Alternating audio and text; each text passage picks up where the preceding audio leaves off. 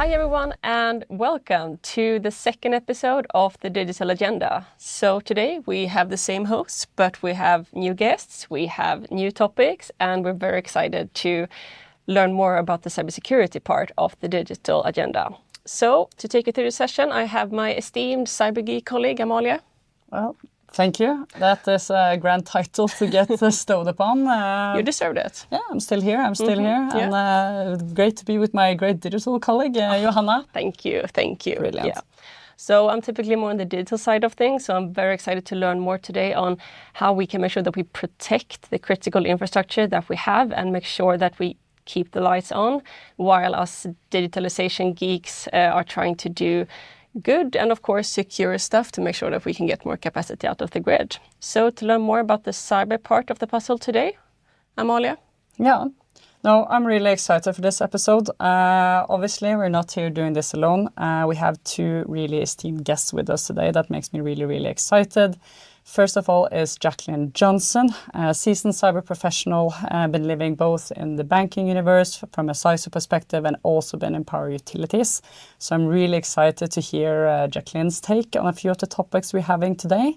And then none of the less, our very own Michael Duffa, who is our Nordic CISO here at Siemens. So the topics we're going to explore today, of course, is the current threat picture. A lot has been going on lately. We'll also discuss a little bit about Cybersecurity Awareness Month. Big thing in October, and there's a little bit in the spirit of why this episode also gets to have the cybersecurity focus. And then, nonetheless, we're going to discuss a little bit around the topic how we actually can build cyber-resilient power grids in the future and hear the experts' take. So first of all then, welcome, Jacqueline and Michael. How are we doing today? Fine, thank you. And pleased to be here.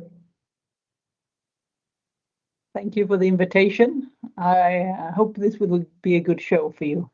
Yeah, I'm not sure. I promise Sure Johanna it she will will not be. get scared though. Let's see.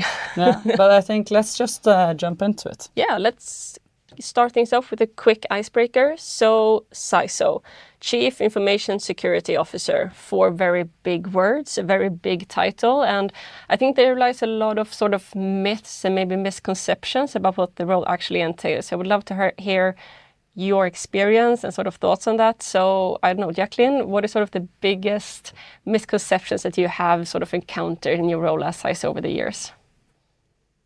Well, first of all, CISO is in a very old title. If you look at things, so in the old days, it was network security first, and then it became head of IT security, and then so that's completely different. You're not a CISO, and you can still see CISOs being 4 levels down or something. And then it's a question: is this really someone who is advising the top levels as a chief? So I think the levels is sometimes misunderstood. I think the variance of what kind of work you will be doing between legal, business, of course technical, but also in the social aspects or organizational environment. So it's a lot of different areas. Mikael, do you share those views? Yeah, I can share with the biggest misconception is that I can fix everything and I'm responsible for fixing and patching and getting everything done. You don't agree with that? My role is more like being the parent of the unruly teenager. So it's a lot of nagging, it's a lot of persuasion, but it's also a lot of parenting and fostering and giving advice. And I'm fortunate enough to be really close to the management here in Siemens, both in the Nordics and overall in the group. So I don't really feel that I'm too far down in the basement, so to speak. But I would say that this role and the level in the hierarchy that I am fortunate to have is, I would say it's a bit uncommon, unfortunately. So a CISO is baked in together with the IT and the network security team. But I speak more with customers and people than computers. That's, I think, very positive to hear. I think that's generally a good thing when trying to, like I say, build a healthy culture and actually having an impact. Well, what I'm a little bit curious about in this setting, right? Because, like Michael, you've obviously been a CISO in the telco industry before and been around before you came to Siemens, who is a manufacturer and a supplier, right, of critical infrastructure and assets on one side. Jacqueline, at least in the cybersecurity world, your knowledge and background from banking, right? Very often, so what I'm usually telling to Johanna as well is that banking and financial institutions are usually put on as being best in class, right, when it comes to cybersecurity, whereas then when you're often working with critical infrastructure or power utilities and so on, sometimes it can be a bit more challenging actually, because there's different types of working, traditional mindsets and so on. What I'm curious to hear from you two on the different sides, like, has there really been any like big differences going from, let's say, being a CISO in a telco to then into a Siemens? Or what about you, Jacqueline, with the experience you have had in the past? Is that sometimes you're like, the job is either very similar or is it really different? Well, I think the conception of risk and controls is a bit different, or I would say quite, and it's historical based. So you have to think about going back not 10 or 20 years, but perhaps 70 years into when there were punch cards and computers in data halls. And in that time, it was all about protection, about the integrity. You mustn't touch anything. It would be really expensive if something goes wrong. So the access rights and who is coming in and touching it. Let me fast forward it to end of 80s and 90s. Now we have IT for everyone. You can have your own computer. You can do everything on your own. And then on the same time, the audit function start to be looking at, we need to be trusting this. Now we need a lot of trust. With IT audit, we need some controls to make sure that, and especially now in banking, that the data is correct. We can trust it, and also trust in the investment market. So this comes out really heavily from both from the audit function to get trust in the market continues. And then we look at the more manufacturing, the big energy, whatever. It's a totally different background. In the not IT, but the OT world, it's still not letting in a lot of people who can touch it and all that, because we know if something goes wrong, it can be safety issues. And the cost of a machine breaks down. It's not like in IT, you change every 5, in the worst case, 10 years or so, but it changes every 30 years. So here we have a big difference in thinking risk, where we have the more kind of compliance thinking in the bank sectors with check off, I've done my list, I'm good now. Where we have more in the physical side, we know what can be going wrong, especially in the OT area. So we want to be sure. We're thinking about actual risks in a very concrete manners. And that, I think, the banking can learn a lot from, because when you get working with something on the more physical side about risk, you get the business involved, because the business can understand, I'm responsible for this value chain. I can see the result and it impacts me like that. So it becomes a bit more physical. It's easy to work with at least a high level risk on that way. It's not so easy in banking. You don't see it as much. So that is a difference between those. So if we take the infamous triangle, kind of the concepts of confidentiality, integrity, and availability, right, that we know quite in our world that we work with, usually it becomes in, I wanted to say, the availability versus confidentiality. In your opinion, Jacqueline, which one will win when it comes to securing your systems or your organization? Well, I think there is a long term and there is short term. And there is also, so in this almost state function like energy, telephone, and things like that, there's a short run, the money is in the availability. So if you would take something called like value at risk, so what are the technology risks in a company? If you you have an area of that. If you just imagine an area of that, which it will be in each country company, most of that will fill out of availability. So that the aggregated loss is most in availability. But how can you compare that to the cost of losing all the data about, let's say, the government in a country, about the defense? How can you compare that with money? That's not so easy. So that's a kind of more long-term risk than a short-term risk. So you can't, it's difficult to say which is, for most companies, it's company specific, but also think in the short term and long term. Interesting. Michael, what do you think? Did you get a culture shock from telco into supplier, and now here we are trying to keep lights on? Yeah, I wish that I could say, yes, that's a big culture difference, but no, I'm sorry. Uptime is everything in telco. Availability. You sell a network and you sell communications and connectivity, whether it's person to person or it's machine to machine or whatever. So uptime is paramount. So that also makes the risk focus a bit blurry when it comes to availability risks, because the speed is paramount when you're building a 4G network, for instance. Being first on market, having the best connectivity, the best coverage, and so on. So with that said, I would say that the telcos were not that security conscious, because it was also a really closed environment.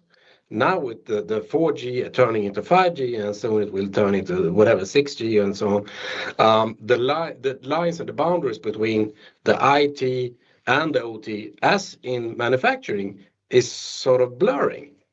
So the demarcation lines is really not there anymore. So who is responsible for managing internet access to your production systems? Is it IT teams or is it OT teams? And now the real problem we have, that is both in manufacturing and in telco worlds, and I guess most of the energy sector as well, is that you have the IT guys and the OT guys mistrusting each other, and they don't want to hand over their secrets and their babies.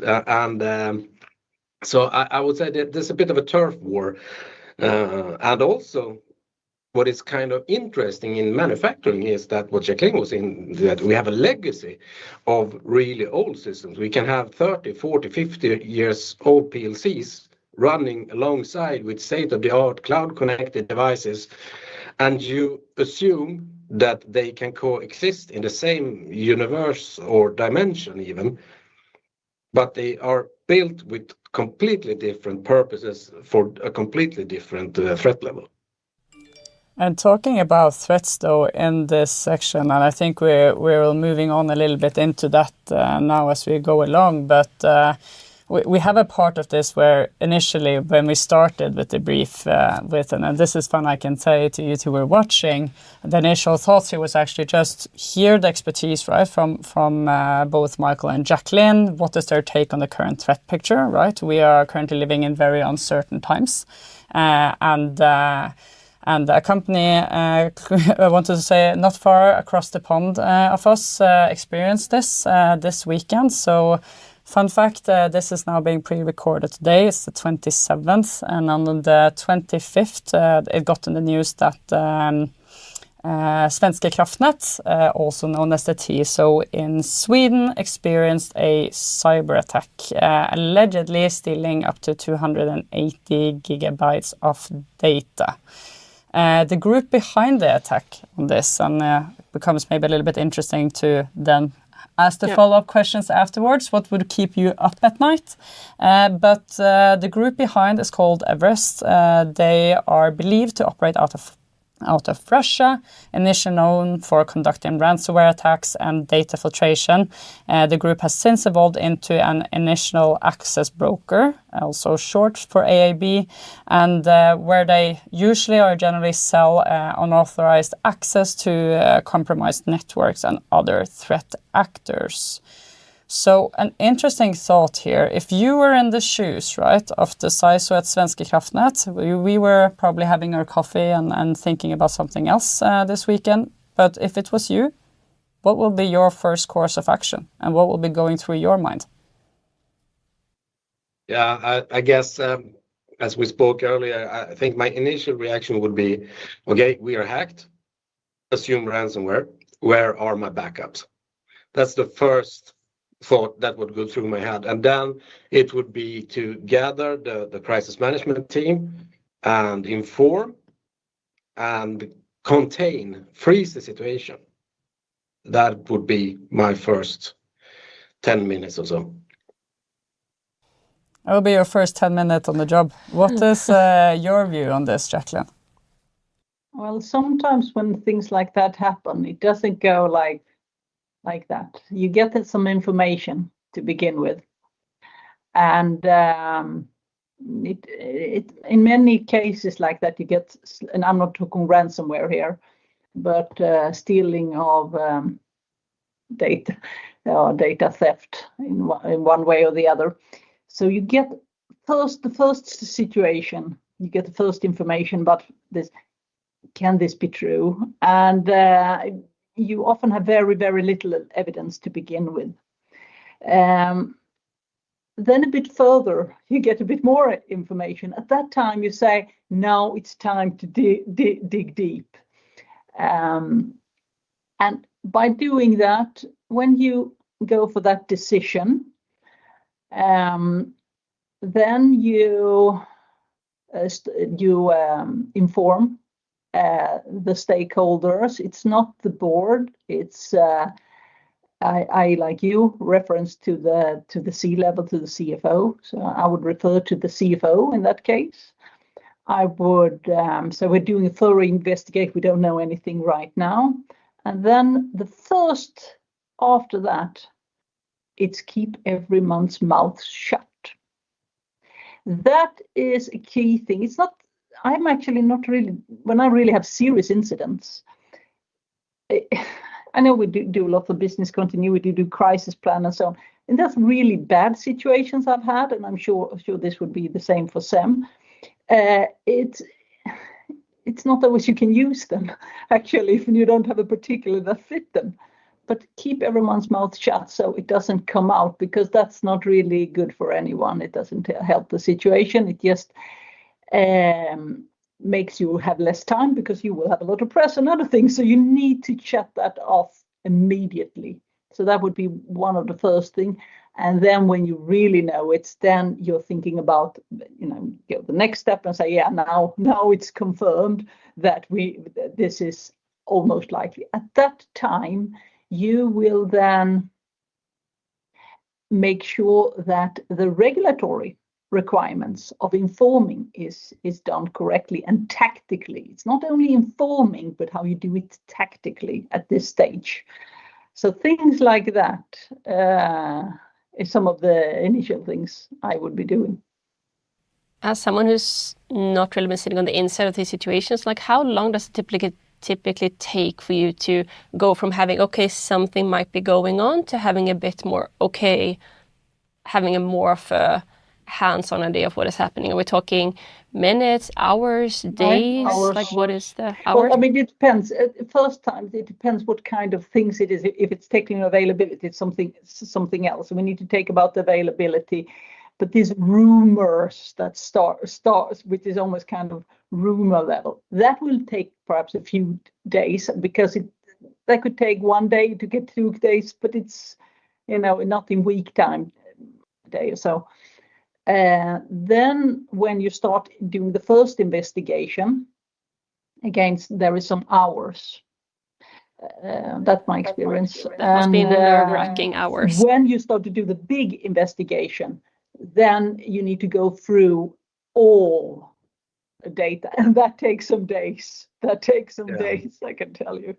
Yeah, I would really like to concur on that one. And it's really hard to say how long does it take from the first initial suspicious idea that something is afoot till we have the full-blown incident. That can be really like week-long exercise or it can take hours. It depends.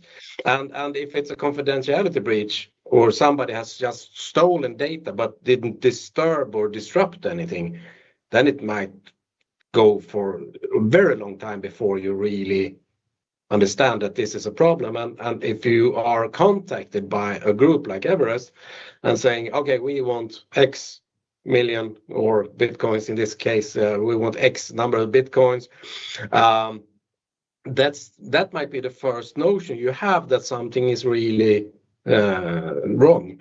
So it's hard to say, but I would say that availability is always sort of self-marking that you are something is not functioning and people are not doing the things or the production has stopped or something. If you take the ransomware situation at the Jaguar and Land Rover plants that they were dealing with, that is sort of really something that you notice because the factory starts moving. But if you would just have stolen some blueprints on the next Jaguar car, that might never be discovered until somebody says something. But I really want to stress what Jacqueline said, that keep the lid on and keep the group tight. That is one of the really, really key things. And also keep the C-level away from the investigators. So that is my role as a CISO is to be the intermediate between the C-level and the guys or girls who are really doing the forensic stuff. So what is then the worst thing for those who are C-level listening in today or other senior leaders? What is the worst thing they can do to make your dad going from bad to worse? The worst thing I would say is that if you start calling the technicians, the actual people sitting behind the keyboard and doing all this forensic work, and they are trying to figure out why isn't this working or what has been stolen or whatever, they will just be confused. They are not accustomed to communicating with C-level people, so they might say something that the C-level people will misinterpret, and then they will make some kind of bad decision on that. So I would say my advice to the C-level, listen to your CISO. You have a CISO and you pay the CISO a good amount of money, I hope, because that person is your key to managing the situation. And I can just agree with Michael on this, but you touched on another important question about what should you really be afraid of, or what are you as CISO afraid of or concerned about? And I like to put some word into that. I would say when I looked at, you talked about the threat picture. So for me, that is the who, and it's of course the state actors and large organizational criminal groups, sometimes affiliated. And it's, if you look at the confidentiality side, you mentioned as well, Michael, industrial espionage. But also in the way that state actors get information. So what I can say is that the extent and the deepness of how that is also in Europe, where we know it most, that is on a level that many of you don't understand how bad it is. And that is something, it's like for you to perhaps have some level of understanding. It's a bit like this with Louvren.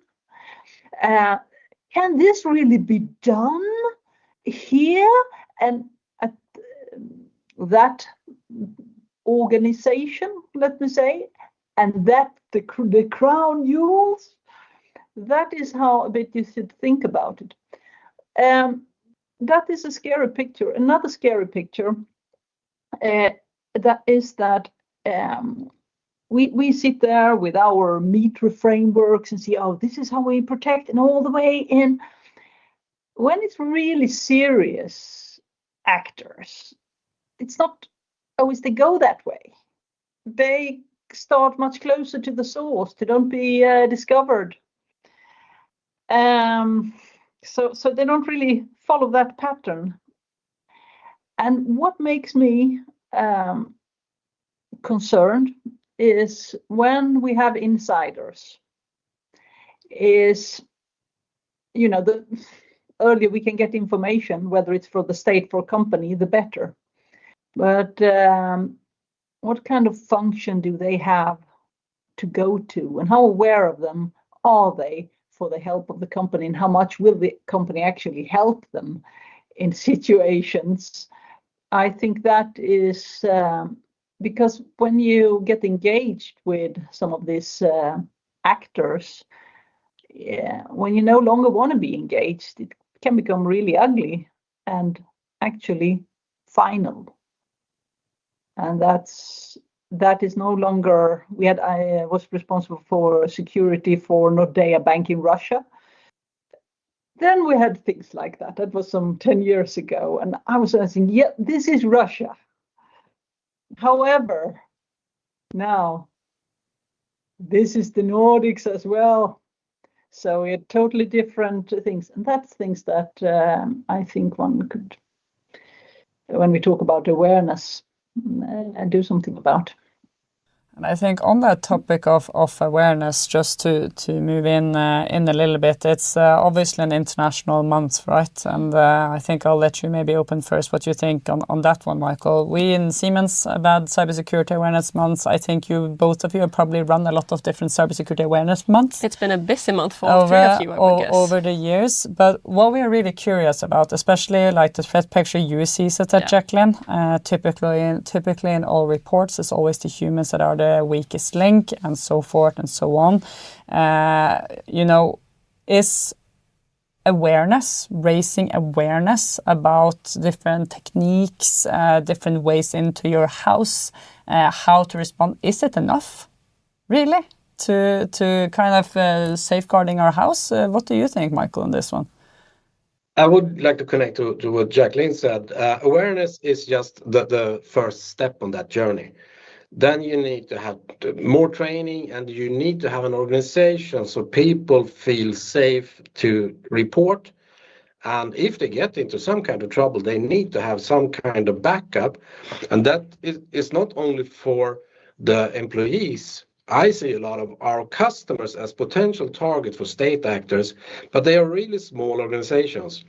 If we take in the industrial part, there might be like a 10 to 15 people organization. They don't have a huge security, if any, organization.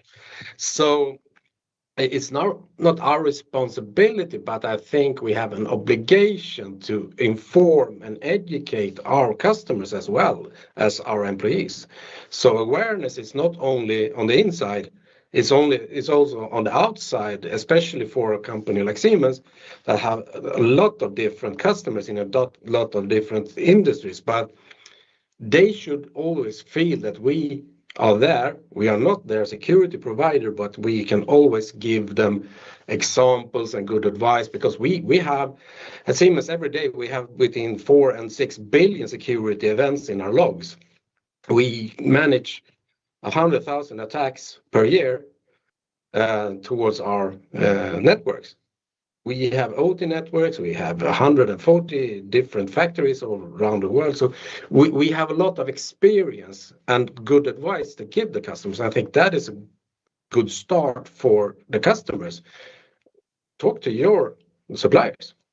What help can you get if you sort of feel that something is wrong? On the awareness topic, I like, Mike, very much that you stress the good thing about awareness is report. And in doing that kind of awareness, report different things. That's like police work. The best thing that the police can have is having people who have seen something in society. Yeah, there may be false positives, but that's a really important part. When we look at the data and the data coming from those one who sells the awareness products. If we look how well they would say this will work with awareness to people to reduce the human mistakes, over 90%. 90% is a rather high figure. So it shows they have some solid data there, shows that 90% of those who make some breaches or do not follow the security, they know about it. And you know what? It's not only about security. That's how it is every day at our house and at all other places we have in society. Most time you know you're not supposed to do it. But most time it also works. We're doing what you're not supposed to.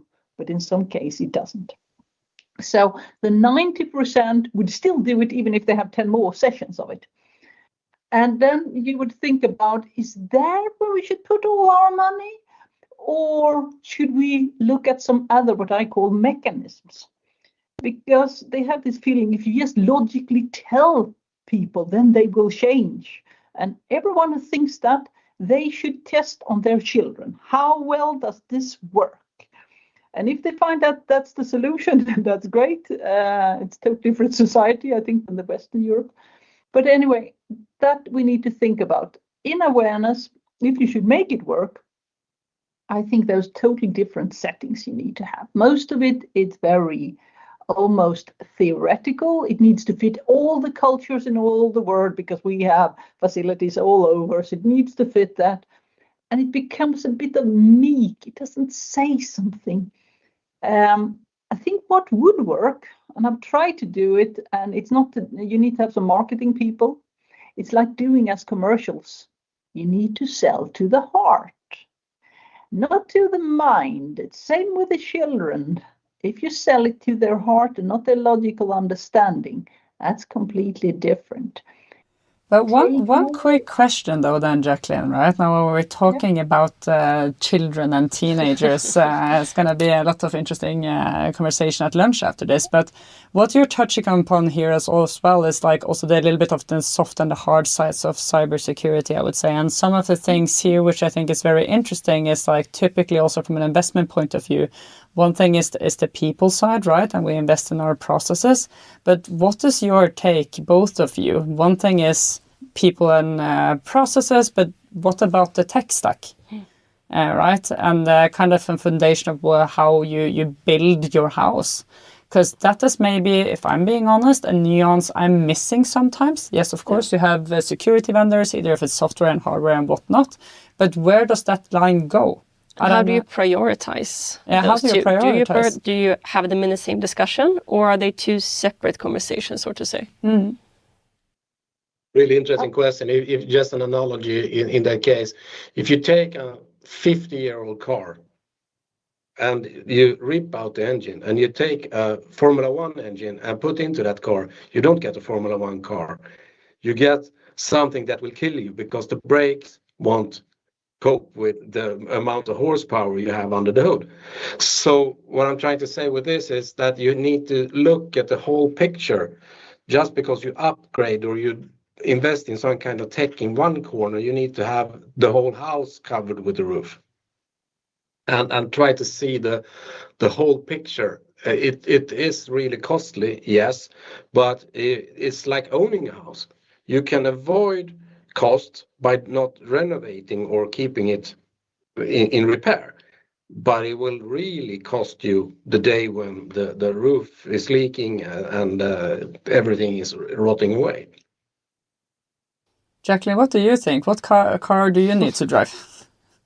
Well, I see it's also it's not investment. Sometimes it's other parameters that decide. So technology, that's investment, but you also need resources, and I think that's really important, resources to look at the technology's answers and be able to deal with it, because that's we've been looking at that in Nordea for all the security events we had. How much is the technology used here? And so on. Do we have enough of technology? Have the technology, but it wasn't used. There was no resources to focus on that as well. So that was, but if you look at other mechanisms, which I think we oversee, and those of you who have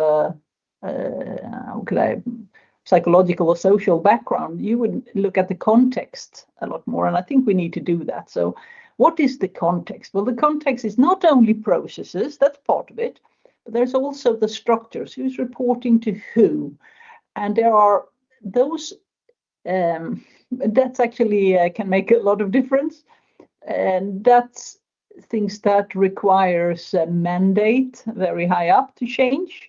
Then there are things like incentive, and I think that is, of everything I've done, the thing that has changed most in people's behavior has been incentive. It took 3 years to convince the HR function in Nordea. I even need to hire one from the HR to get that incentive. But the changes came so quickly. But again, you need to have knowledge. You need to have stakeholder. You need to be able to show things. There are other tools than yet processes to change people behaviors in the context. And those, it's not only a question about money. It's skills and time in doing so.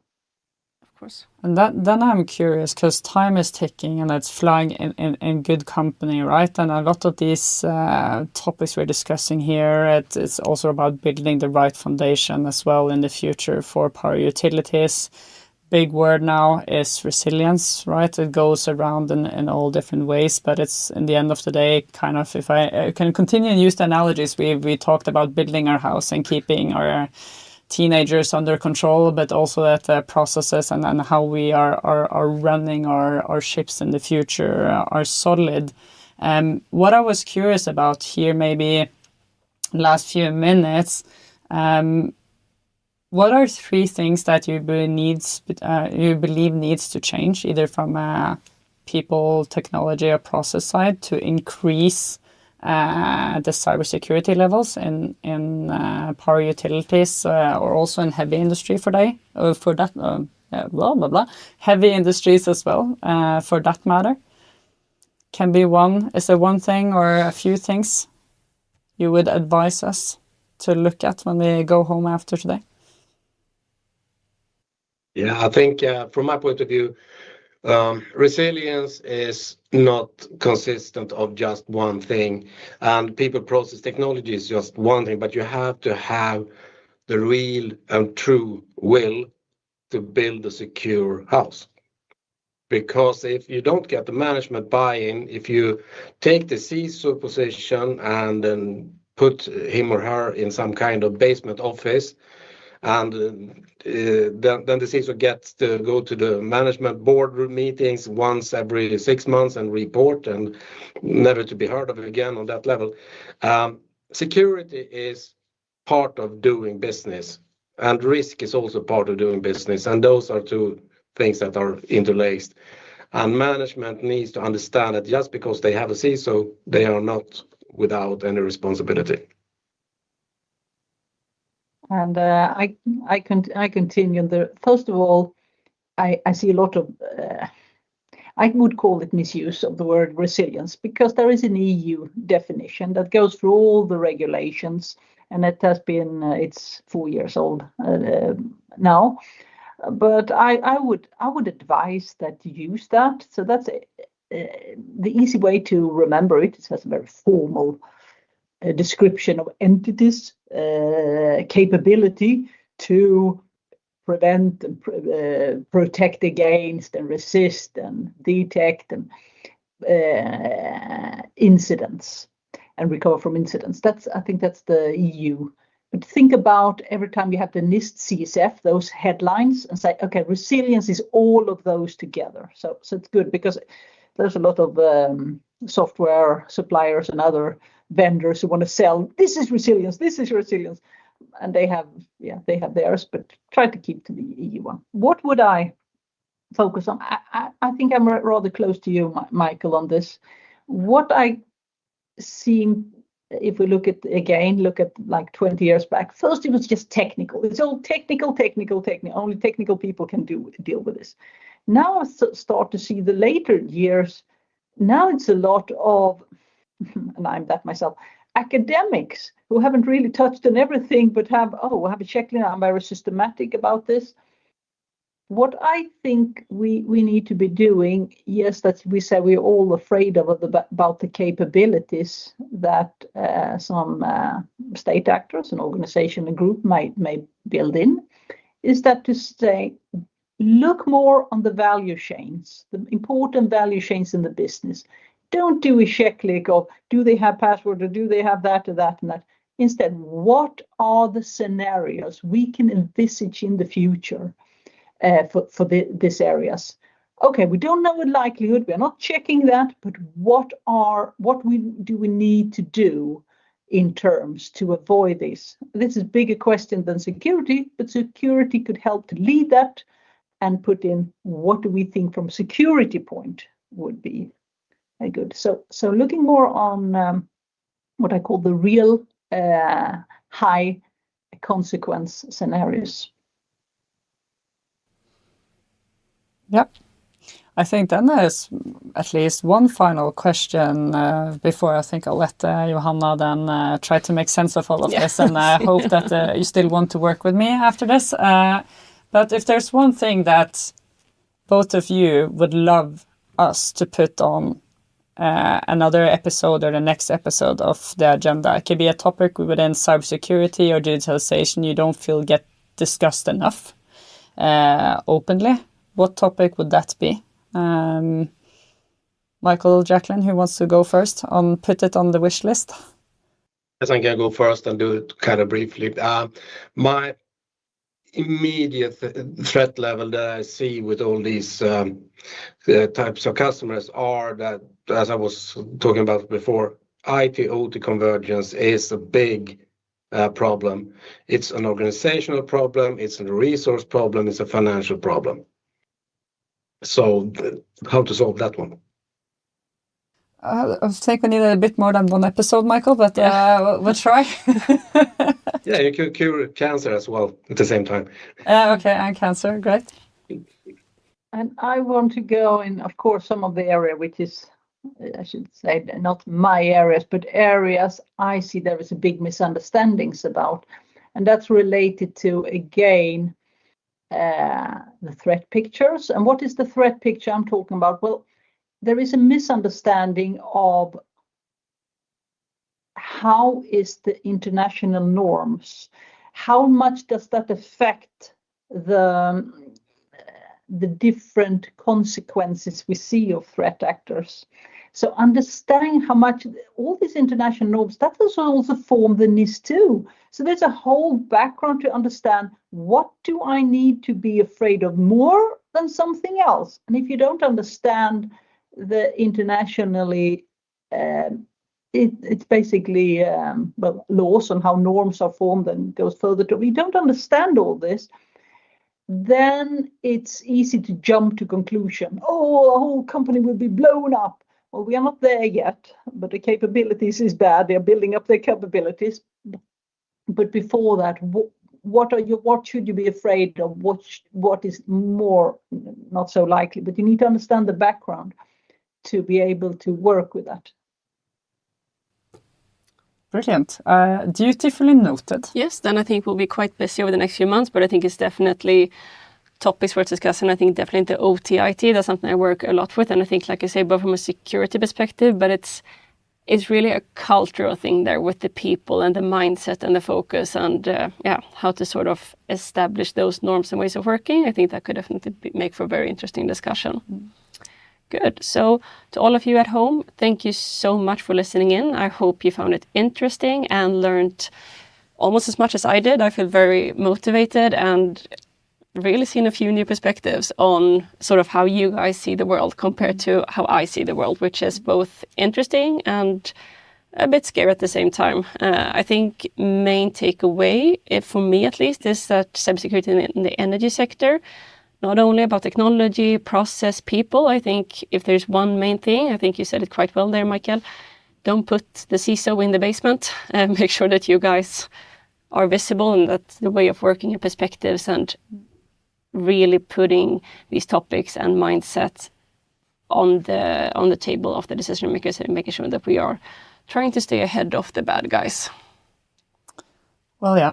So with that said again, thank you, Michael and Jacqueline. Wish you all a wonderful rest of the day. And yes, IT-OT convergence and an active relationship to the current threat picture seen from an international lens. Great tips. So yeah, have a good one.